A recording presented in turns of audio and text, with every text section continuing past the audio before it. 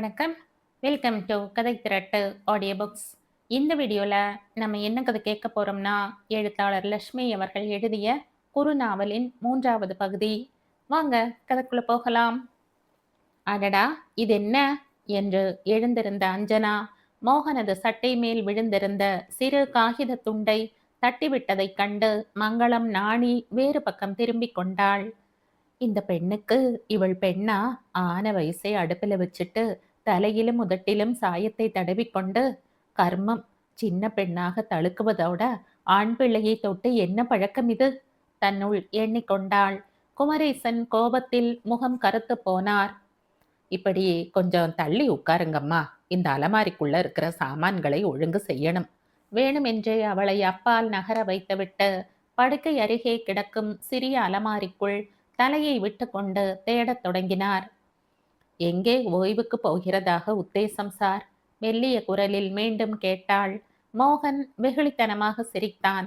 இவர்களின் ஏற்பாடு என்று குமரேசனையும் நண்பன் கங்காதரனையும் சுட்டி காட்டினான். நாளை மறுநாள் இங்கிருந்து என்னை அனுப்பிவிட போறாங்க. நான் வீட்டுக்கு போக மாட்டேன். நேரே பெங்களூருக்கு பயணப்பட போகிறேன். அங்கே ஹோட்டல் ஏதாச்சும் புக் பண்ணி வச்சிருக்காங்க போல இருக்கு. ம். நண்பன் ஜோதிலாலின் பங்களாவிலே தங்கறதாக உத்தேசம். ஜோதிலால் அமெரிக்கா போயிருக்கார். வேலைக்காரன் தான் வீட்டை பார்த்துக்கிட்டு இருக்கான். ட்ரங்காலில் ஜோதிலால் தொடர்பு கொண்டு நம்ம கங்காதரன் உத்தரவு வாங்கி இருக்கார். வீட்டோட சமையல் ஆளும் அங்கே இருக்கிறதால சாப்பாடு பத்திய கவலை இல்லை. பங்களாவில் யாரும் இல்லாததால எனக்கு நல்ல ஓய்வு. டாக்டர் வர நேரம், நாமெல்லாம் கிளம்ப வேண்டியதுதான் என்று மெல்ல குத்தி காட்டினான் கங்காதரன். விருக்கென்று எழுந்து கொண்டாள் அஞ்சனா. ஹைதராபாத் எங்க சொந்த ஊர். பட்டணத்துல படிக்க வந்தவ. அப்படியே தாரா சிநேகிதம் கிட்டி உங்க நிறுவனத்துல தொடர்ந்து வேலை செய்யும் பாக்கியம் கிடைச்சிருக்கு. வடக்கு பக்கமே வியாபார சம்பந்தமா நான் சுற்றுப்பயணம் செய்கிறேனே ஒழிய ஒரு முறை கூட பெங்களூர் மைசூர்னு போக வாய்ப்பு கிடைச்சதில்லை. இப்போ அங்க சீதோஷ்ண நிலை நல்லா இருக்கும். போய் ரெஸ்ட் எடுத்துட்டு ஆரோக்கியமா ஊர் திரும்புங்க.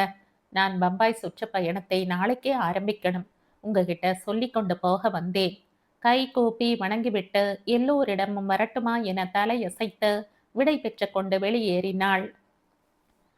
வளவளன்னு வாயோயாம என்ன பேச்சு பேசுறாங்க அந்த அம்மா, முணுமுணுத்தார் குமரேசன். எங்க போக போறேன்னு அஞ்சனா தெரிந்து கொள்ள வேண்டியது அவசியமோ? கடுகடுத்தான் கங்காதரன். அவளும் அலுவலகத்து ஊழியர்களில் ஒரு பொறுப்பான பதவியை வகிக்கிறவள். வியாபார சம்பந்தப்பட்ட சங்கதிகளில் சந்தேகம் தெரிந்தால் என்னை தொடர்பு கொள்ள முகவரி அவசியம் அல்லவா?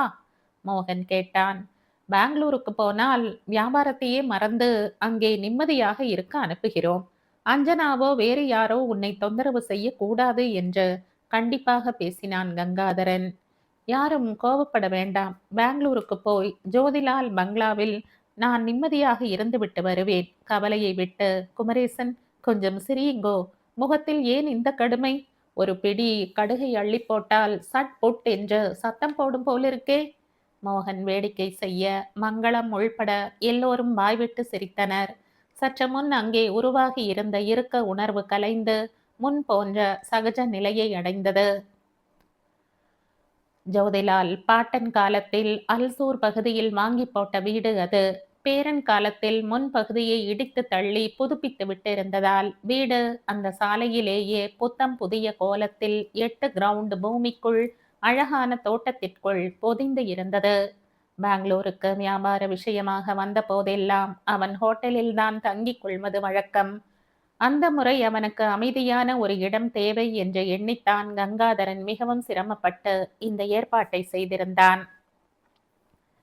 தானும் ஐயாவுடன் மூட்டையை கட்டி கொண்டு கூட சென்று சமைத்து போட குமரேசனுக்கு ஆசையாக இருந்தது. ஆனால் ஜோதிலால் வீட்டில் சமையல் ஆள், தோட்டக்காரன், காவல்காரன், எடுபிடி என்று ஏகப்பட்ட பேர் இருப்பதை அறிந்து கொண்டு அரை மனதுடன் ஐயாவை போக அனுமதித்திருந்தான். ஜோதிலாலின் காரை உபயோகித்துக் கொள்ளலாம் என்று அவரது செயலாளர் உபசரிக்கவே சென்னையில் இருந்து விமானத்தில் பயணமாகி ஜோதிலாலின் டிரைவர் வந்து காத்திருந்து நிலையத்தில் இருந்து அழைத்து வீட்டில் சேர்த்து விட்டதால் பயணத்தின் அலுப்பே தெரியாது. அன்று காலை மெல்ல படுக்கையில் நின்று உட்கார்ந்தான் மோகன். ஜோதிலால் பணத்தை மாறி வீசி வீட்டை மிக அழகாக சௌகரியமாக வசதியாக கட்டிவிட்டிருந்தார். மாடியில் அவனுக்கு கொடுக்கப்பட்டிருந்த அறையின் கதவை திறந்து கொண்டு வெளியே வந்தால் ஒரு பெரிய சிட் அவுட். அதன் அருகே தலையை நீட்டி எட்டி பார்த்த சண்பக மரத்தில் இலை தெரியாது குலுங்கிக் கொண்டிருந்த பூக்களின் வாசம் குப்பென்று முகத்தில் மோதியது. சென்னையில் வெயிலில் தலையை பெய்ப்பது போல விடியல் உடனே கிளம்பிவிடும். இங்கே பச்சை குழந்தை விரலால் முதுகை வருடுவது போல குளிர்ச்சி கலந்த வெம்மை கன்னத்தை தடவியதை ரசித்தான். நிதானமாக எழுந்து பல் துலக்கிவிட்டு குளித்து மாற்றுடை அணிந்து கொண்டு வேலையாள் கொணர்ந்த பெட் காஃபியை குடித்தான். காலை பத்திரிகையுடன் சிட் அவுட்டில் ஒரு நாற்காலியில் அமர்ந்து கொண்டான். கண்கள் எட்டிய தூரம் வரை சாலையின் இருமருங்கிலும் செங்கொன்றை செவேல் என்று பூத்து குலுங்கிய காட்சி மிக ரம்யமாக இருந்தது. கோடைக்காலம் துவங்கிவிட்டாலே பெங்களூர் கோலாகலமாகி விடுவது வழக்கம். செங்கொன்றை, மேஃப்ளவர், வண்ண வண்ணம் போகன் வில்லா என்று எங்கு திரும்பினாலும் பூத்து சொரியும் செடியும் மரங்களுமாக பார்க்க அழகாக தெரியும் நகரம் என்று அவனுக்கு பெங்களூரின் மேல் பிடித்தமுண்டு. ஆனால் நண்பன் கங்காதரன் ரொம்பவே குறைபட்டு கொண்டான். பெங்களூர் முன்போல இல்லை, ரொம்ப ஜனப்பெருக்கமாகிவிட்டது.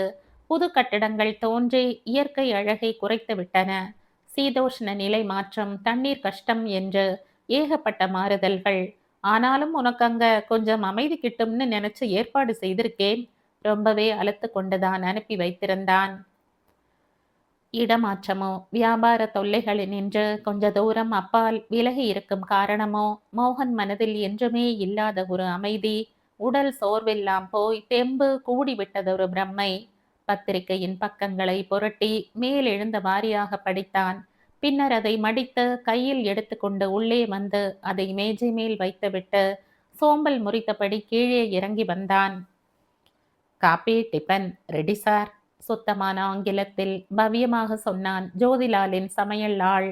முகம் தெரிந்த சன்மைக்கா மேஜையில் ஒரு பக்கம் அவனுக்காக டோஸ்ட் பிரெட்டும் வெண்ணெய் சீஸ் இத்தியாதி தயாராக காத்திருந்தன.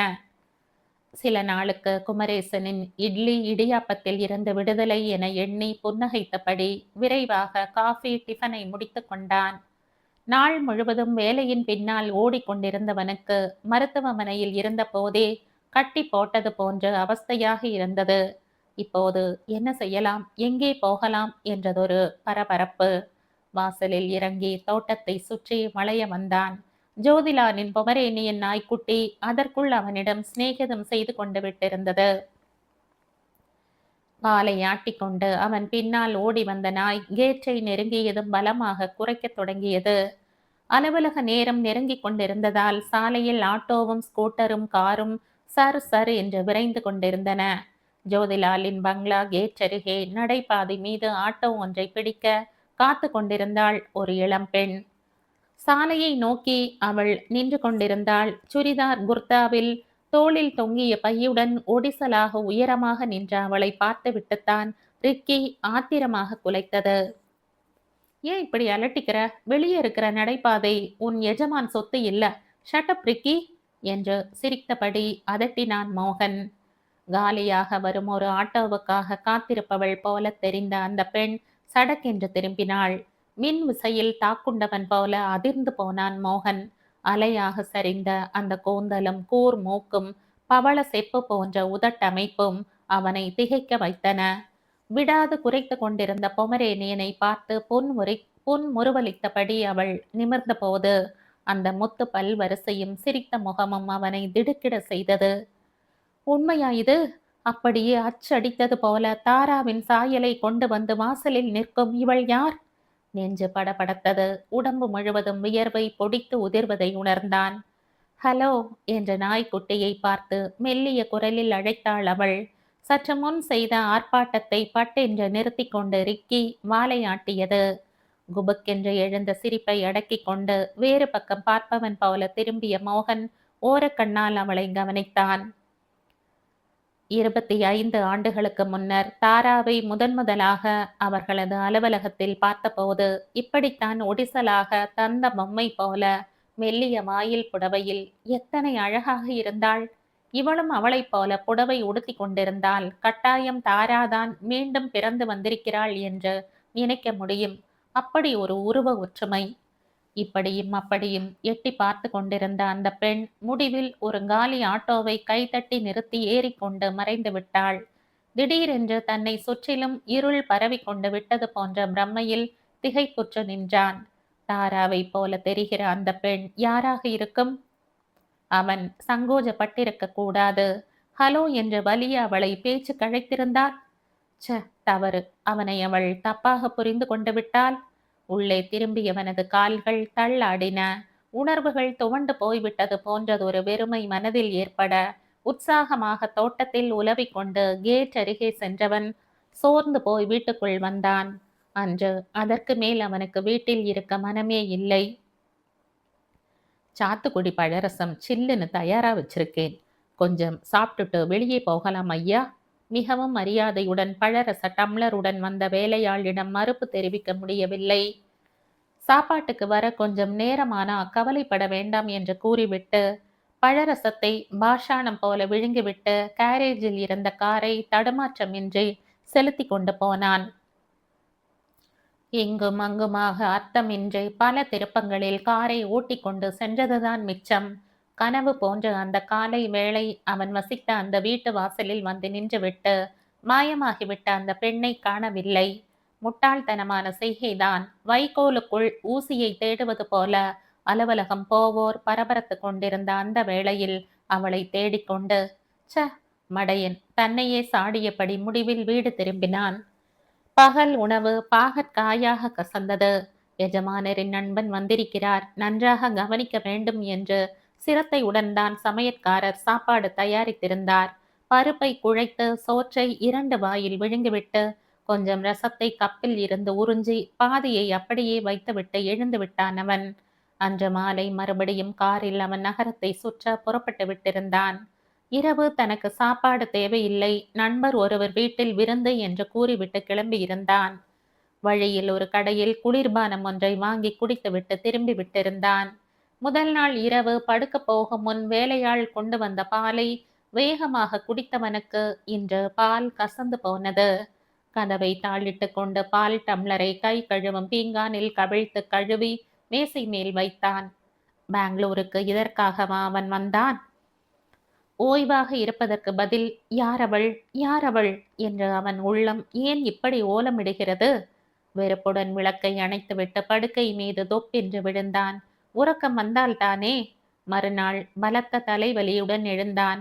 சோம்பலுடன் படுக்கையின் மீது புரண்டு கொண்டு நேரத்தை நாசமடிக்க அவன் விரும்பவில்லை.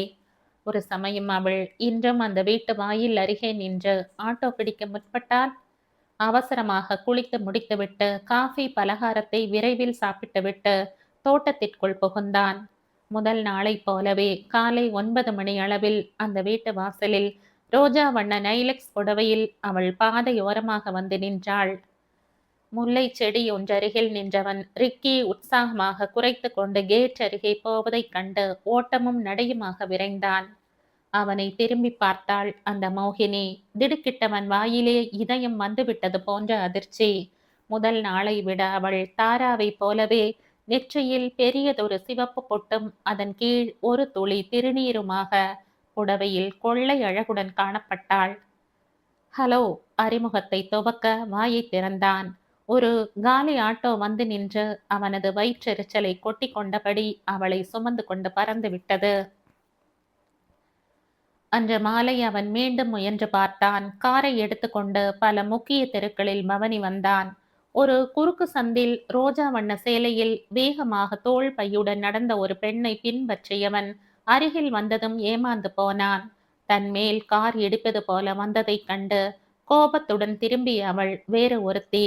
மீண்டும் அன்று இரவு அவன் சாப்பிடாது பாலை பருகாது கொட்டிவிட்டு உடலும் உள்ளமும் சோர்ந்தவனாக படுத்து விட்டான். மறுநாள் காலை ஒரு முடிவுடன் எழுந்தான். விரைவாக காஃபி பலகாரத்தை முடித்து கொண்டு காரை கேரேஜில் இருந்து எடுத்து தயாராக ஒரு பக்கம் நிறுத்திவிட்டு காத்திருந்தான். ரிக்கி உற்சாகமாக குறைத்து கொண்டு கேட் அருகே போன போதே அவனுக்கு புரிந்து விட்டது. பக்கத்து வீடு எதிலிருந்தோ அவள் வந்து ஜோதிலால் வீட்டு வாசலில் ஆட்டோவுக்காக நிற்கிறாள். அவனது யூகம் முற்றிலும் சரியாக இருந்தது. இன்று அவள் ஆரஞ்சு வண்ண ஷிஃபான் சேலையில் கொண்டையை சுற்றி கனகாம்பர சரத்துடன் கையில் ஒரு சிறு அழகு பையுடன் நின்று கொண்டிருந்தாள். ஆரஞ்சு வண்ணச் சேலை தாராவுக்கு ரொம்ப பிடித்தமானதாயிற்றே. என்ன அதிசயம்! தாரா கொண்டையை சற்று உயரமாக போட்டுக்கொண்டு அதை சுற்றி கனகாம்பர பூச்சரத்தை அணிந்து கொள்வது வழக்கமாயிற்றே. திகைப்புடன் அவளை ஓரக்கண்ணால் பார்த்தபடி நின்றான். கொஞ்ச தூரத்தில் ஒரு காலி ஆட்டோ வந்து கொண்டிருப்பதை கண்டதும் அவன் தயாராகிவிட்டான். அவள் அதை நிறுத்தி ஏறுவதற்குள் அவனது கார் கேட்டை தாண்டி கொண்டு வெளியேறிவிட்டது. ஒரு பக்கமாக சாலையில் காரை நிறுத்திவிட்டு காத்திருந்தான். அந்த ஆட்டோ கண்ணில் தென்பட்டதும் சினிமா வில்லனை போல அதை பின்தொடர்ந்தான். ஆட்டோ கமர்ஷியல் தெரு அருகே நின்றது. அவள் இறங்கி ஆட்டோவுக்கு பணம் தந்துவிட்டு தெருவுக்குள் நடந்தாள். காருடன் அவனும் அந்த தெருவுக்குள் நுழைந்தான். அதை ஒரு பக்கம் நிறுத்திவிட்டு அவள் போகும் திக்கை பார்த்தபடி அமர்ந்திருந்தான். அருகில் இருந்ததொரு பெரிய கடைக்குள் அவள் நுழைந்தாள். பரபரப்புடன் அவன் காரை விட்டிறங்கி அதை பூட்டிவிட்டு வேகமாக அந்த கடைக்குள் நுழைந்தான். அவள் வாழ்த்து கார்டுகள் சிலவற்றை வாங்க பொறுக்கிக் கொண்டு ஒரு மேஜை அருகே நின்று கொண்டிருந்தாள். மன்னிச்சுக்கோங்க என்றபடி அவளை தாண்டி அப்பால் போக பிரயத்தனப்படுகிறவன் போல பாவித்தான். திரும்பி அவனை பார்த்த அந்த பெண் மோகனமாக முறுவலித்தாள். ஹலோ என்று கூறிவிட்டு நாணத்துடன் சிரித்தாள். பால் பாயிண்ட் பேனா ஒன்றை வாங்கிக் கொண்டு அவனும் கவுண்டர் அருகே வந்தான். இருவரும் வாங்கிய பொருள்களுக்கு பணம் செலுத்திவிட்டு வெளியே வந்தனர். உங்கள நான் எங்கேயோ பார்த்தது போலிருக்கு தானாகவே ஆரம்பித்தான். உங்களையும் நான் இதற்கு முன் பார்த்த நினைவு நன்றாக இருக்கு. என் பெயர் மோகன். என் பெயர் மாயா. உங்களுக்கு மறுப்பு இல்லைன்னா நீங்க போக வேண்டிய இடத்துக்கு என் காரில் போகலாம் மிக துணிவுடன் சொன்னான். உங்களுக்கு ஏன் இந்த சிரமம்? சிரமம் இல்லை, மகிழ்ச்சி. உற்சாகத்துடன் காரின் கதவை திறந்துவிட அதில் அவள் ஏறிக்கொண்டாள். அவள் மேனியில் நின்று கமழ்ந்த வோர்த் சென்ட்டின் மனம் முகத்தில் தாக்கிய போது அவன் திகைத்து போனான். அவன் மனைவி தாரா அந்த குறிப்பிட்ட வெளிநாட்டு சென்ட்டைத்தான் எப்பொழுதும் உபயோகிப்பாள். காரை நிதானமாக ஓட்டிக்கொண்டே கடைக்கண்ணால் அவளை உற்று பார்த்து கொண்டிருந்தான். சுமார் 20 வயதிருக்கும் இளம்பெண் அவள். சாயலில் அப்படியே அவன் மனைவி தாரா உயிர் பெற்று வந்து விட்டது போன்றதொரு இன்ப அதிர்ச்சியை தந்து கொண்டிருந்தாள். உங்களுக்கு மறுப்பு இல்லைன்னா இங்க நான் தங்கி இருக்கிற பங்களாவுக்கு வந்து கூல் ட்ரிங்க் காஃபி ஏதாவது சாப்பிட்டுட்டு ஆரம்பித்தான் அவன். ஓகே, எனக்கு இப்போ தலை போற அவசரம் ஏதும் இல்லை. போன வாரம் முழுவதும் வேலை தேடி அலுத்து போய் இப்போ சும்மா சுத்திக்கிட்டு இருக்கேன் சிரித்தாள் அவள். தலையை ஆட்டிக்கொண்டு பேசும்போது அவள் அப்படியே தாராவாக மாறி போய் விடுகிறாளே, இது என்ன அதிசயம்? அவனுக்கு மிகவும் திகைப்பாகத்தான் இருந்தது. ஜோதிலால் வீட்டு வேலையாள் விருந்தாளி ஐயா அழகானதொரு பெண்ணுடன் வீட்டுக்குள் வந்து இறங்குவதைக் கண்டு அதிசயித்தான். ஆனால் அவனுக்கென்ன? அவர்களது வீட்டுக்கு வரும் விருந்தாளிகள் பலருக்கு பலவிதமான போக்கு இருந்தது. எஜமானரே அவைகளை கண்டு கொள்ளாது இருந்தபோது வேலையாளுக்கு ஏன் வீண் கவலை? காஃபியா கூல் ட்ரிங்கா கேட்டபடி அவளை அந்த அழகான பங்களாவின் முன் அறையில் அமர்த்தினான் மோகன். எனக்கு காஃபி தான் பிடிக்கும். தலை வெடிக்கும் வெயிலில் கூட நான் காஃபி தான் சாப்பிடுகிற பழக்கம். கழுக்கென்று சிரித்தாள் மாயா. தாராவுக்கும் அதே பழக்கம்தான். இதென்ன ஆச்சரியம்! 20 ஆண்டுகளுக்கு பின்னர் பார்க்க அவளது சாயலை கொண்டு அதே பழக்க வழக்கத்துடன் ஒரு பெண்ணை சந்திக்கிறானே. ஒரு சமயம் தாராதான் மீண்டும் பிறந்து விட்டிருக்கிறாளோ இப்படி மாயா என்ற பெயரில்? அவனது நெஞ்சு மார்பு கூட்டின் மீது வேகமாக மோதியது. உங்களது வீட்டில் உங்களை பகல் சாப்பாட்டுக்கு எதிர்பார்ப்பாங்க இல்லையா கேட்டபடி வேலையாள் கொண்டு வந்து வைத்த காஃபி கோப்பையை அவளிடம் நீட்டினான். என்னை தேடி கவலைப்பட எனக்கு யாரும் இல்லை. சொல்லப்போனால் நான் ஒரு அனாதை. அவளது குரலில் துயரம் தோய்ந்திருந்தது. ஐ எம் வெரி சாரி என்று முணுமுணுத்தான் மோகன். என் பெற்றோர்கள் என் சிறு வயதிலேயே போய்விட்டாங்க. பெரியப்பாவுடன் நான் இந்த ஊரிலேயே தான் வளர்ந்து படித்து ஆளானேன். அவரும் சில மாதங்களுக்கு முன் காலமாகிவிட்டார். அவருக்கு இருந்த சிறு வீட்டை என்மேல் எழுதி வச்சிருந்தார். அதை வித்து வந்த பணத்தை வங்கியில் போட்டுக்கொண்டு வேலை தேடி வாழும் படலத்தில் இருக்கேன். அப்படியா? என்ன படிச்சிருக்கீங்க? பிஏ முடிச்சிட்டு தட்டெழுத்து சுருக்கெழுத்து முதலியவற்றில் பயிற்சி எடுத்துக்கிட்டு இருக்கேன். எங்கேயாவது ஒரு அலுவலகத்திலே தட்டெழுத்தரா வேலை கிடைச்சா? இப்படித்தான் தாராவும் வேலை தேடிக்கொண்டு அவர்களது நிறுவனத்திலே வந்து அமர்ந்து பின்னர் அவனது வாழ்க்கையிலே ஒட்டி கொண்டாள். ஆமாம், இவள் யார்? அவன் மனதிலே இவளைப் பற்றி ஒரு தீவிர அக்கறை ஏற்படுவானேன்? தாரா அடிக்கடி சொல்வாள், நான் திடீர்னு இறந்து போனாலும் உங்களை விடமாட்டேன். மீண்டும் பிறந்தால் இதே போல தோற்றத்திலே பிறந்து உங்களை தேடிக்கொண்டு வந்து விடுவேன். தாரா அவனை மீண்டும் தேடிக்கொண்டு மாயாவாக வந்துவிட்டாளா? உதட்டை சுழித்து கொண்டு பேசும்போதும் கண்கள் பளபளக்க சிரிக்கும் போதும் அப்படியே தாராவாக மாறி அவன் மனதை கொக்கி போட்டு இழுத்து கொள்கிறாளே, இவள் தாராவின் மறுபிறப்பா?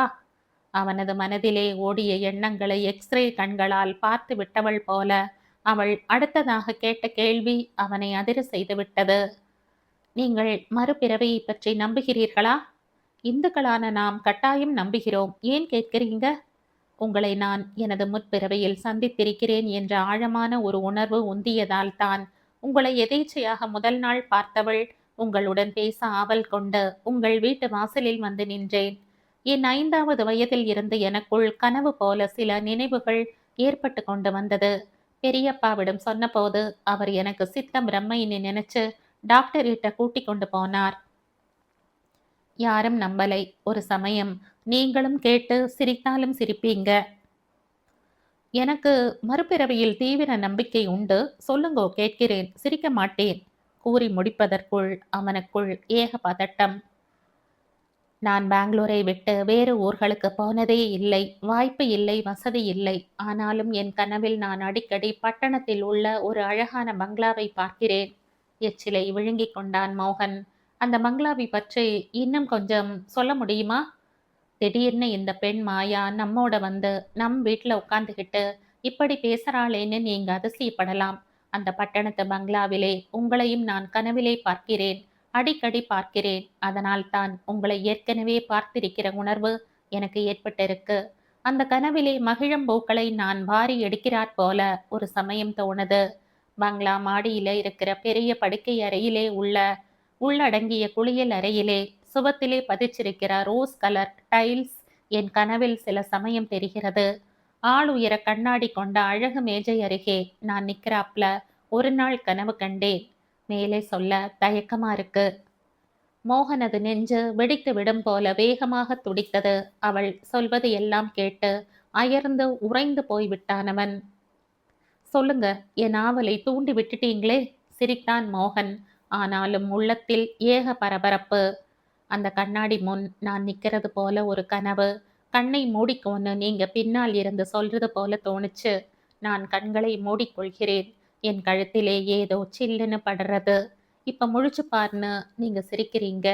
உன் பிறந்த நாளுக்கு என் பரிசு என்கிறீங்க. என் கழுத்திலே ஒரு வைர நெக்லஸ். என்னவோ சொல்ல நினைக்கிறேன். கனவு மறைந்து விழிப்பு வந்துவிட்டது. மோகனின் தொண்டையை பல்வேறு உணர்ச்சிகள் பாறாங்கல்லாக அழுத்தியது. கண் இமையை சுட்ட கண்ணீரை அவன் சமாளித்து கொண்டான். தாரா இறந்து போன அந்த பிறந்த நாளுக்கு முந்தைய பிறந்த நாள் அன்றுதான் அவன் அவளுக்கு வைர நெக்லஸ் ஒன்றை பரிசாக தந்தான். அவளை கண்களை மூடிக்க சொல்லி திகைக்க வைக்க வேடிக்கையாக அணிவித்தான்.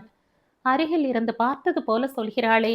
இல்லை, தாராதான் மறுபடி பிறந்து இப்படி வந்திருக்கிறாள். சந்தேகமே இல்லை. பசியா இருப்பீங்க, சாப்பிடலாமா? எழுந்திருந்தான் அவன். நானும் கிளம்பலாம்னு நினைக்கிறேன். கூட எழுந்திருந்தாள் அவள்.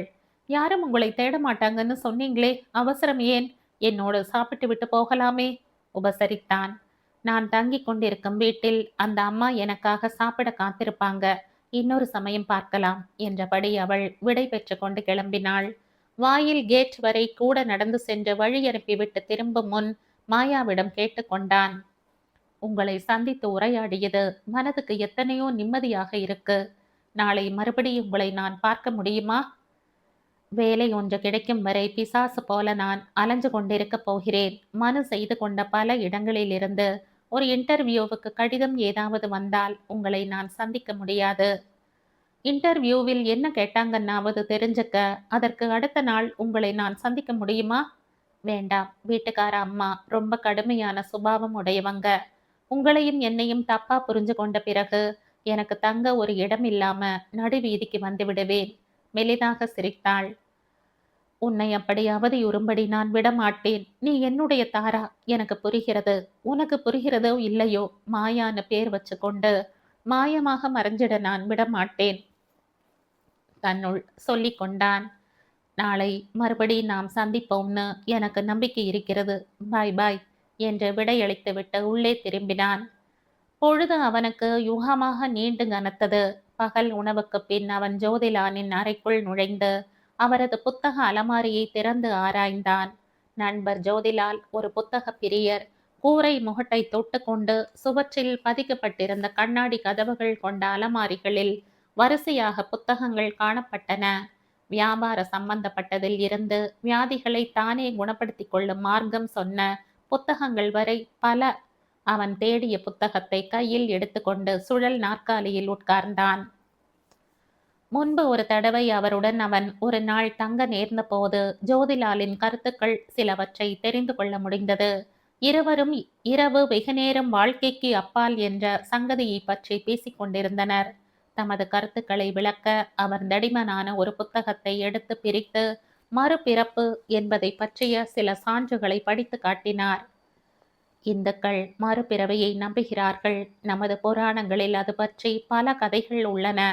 பழைய சட்டையை கழற்றி எறிந்துவிட்டு புது உடைக்குள் அவரவர் செய்த பாவ புண்ணியங்களுக்கு தக்கபடி மறுபிறவி அமைகிறது. அதனால் தான் பிறவா வரம் வேண்டும் என்று பக்தர்கள் ஆண்டவனை பாடி துதிக்கின்றனர்.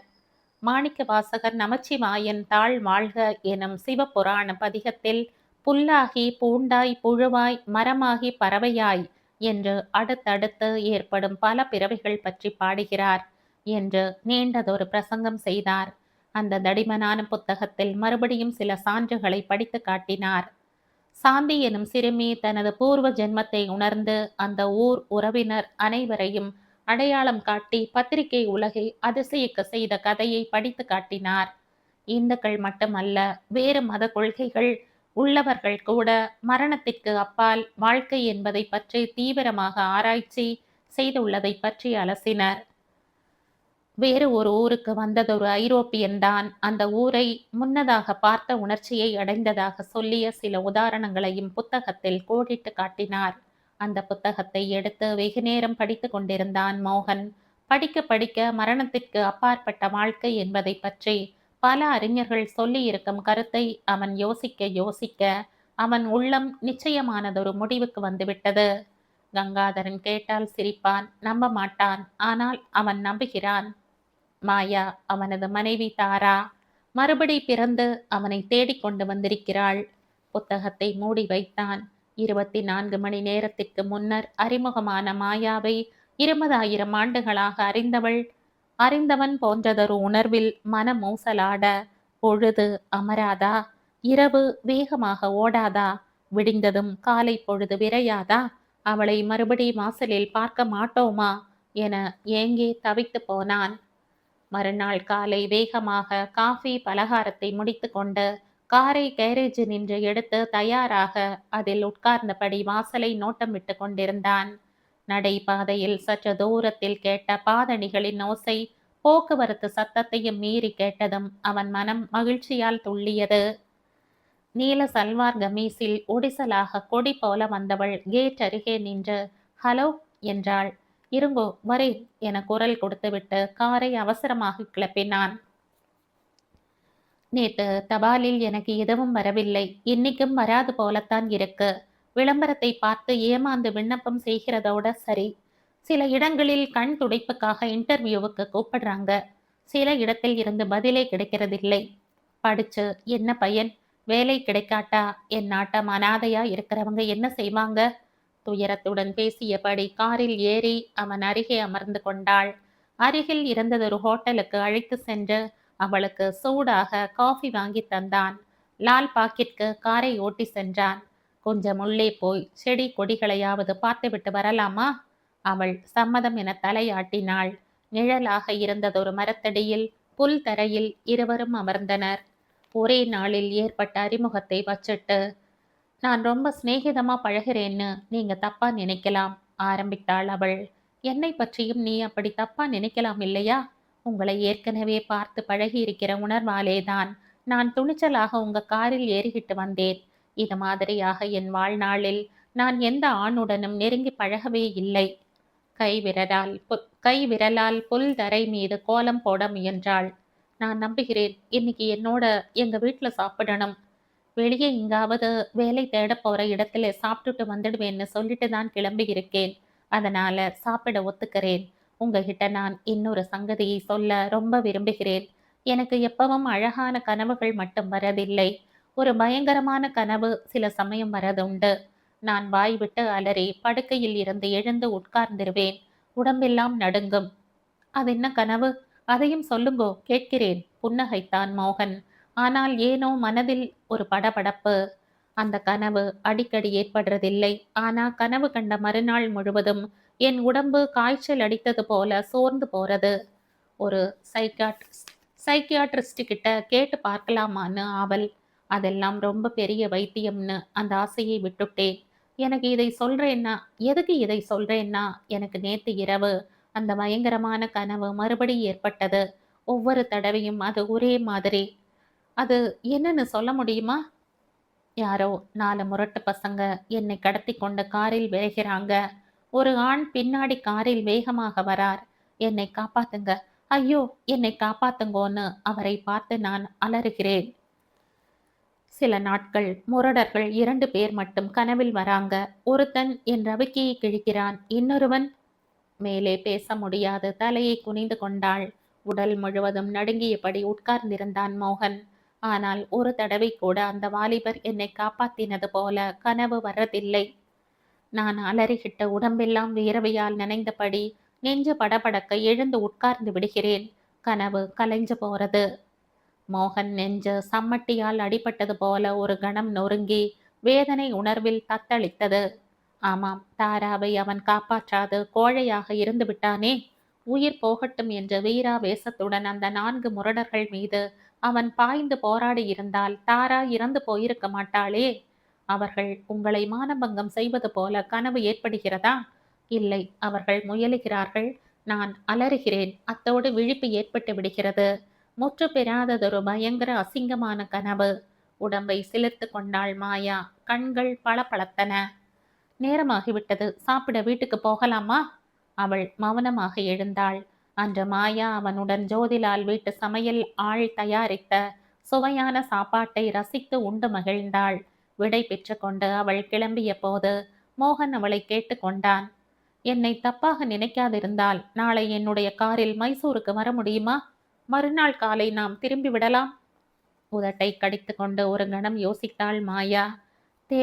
வேலை இல்லாத இந்த திண்டாட்டத்தை மறக்க நான் மைசூருக்கு வருகிறேன். ஆனால் ஒரு நிபந்தனை.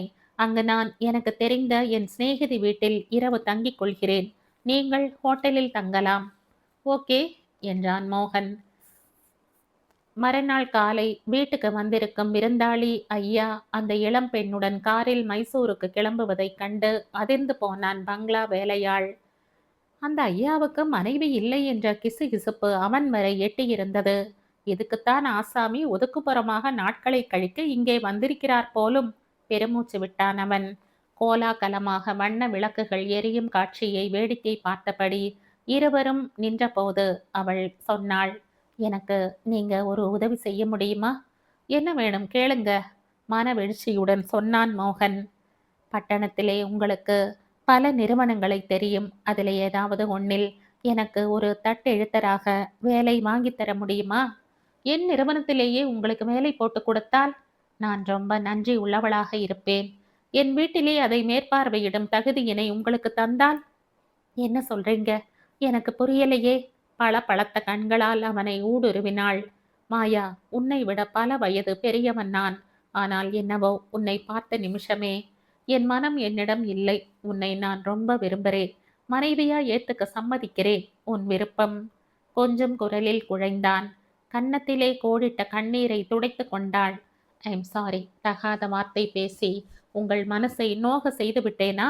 மோகன் தவித்து போனான். இல்லை, உங்களது அந்தஸ்துக்கு நான் தகுந்தவள் இல்லாத போதிலும் இப்படி ஒரு அதிர்ஷ்டமோன்னு நினைச்சேன். ஆனந்தத்தில கண்ணீர் என்றாள் மெல்லிய குரலில். ஆசையுடன் அவளது கரங்களை பற்றி தன் கன்னத்தோடு வைத்து கொண்டான் மோகன். இத்தனை காலம் கிடைக்காத விவரிக்க முடியாத இன்பம் மனதில் பொங்கி புரள்வதை உணர்ந்தான். இந்த கதையின் தொடர்ச்சியை அடுத்த பதிவில் கேட்கலாம். நன்றி.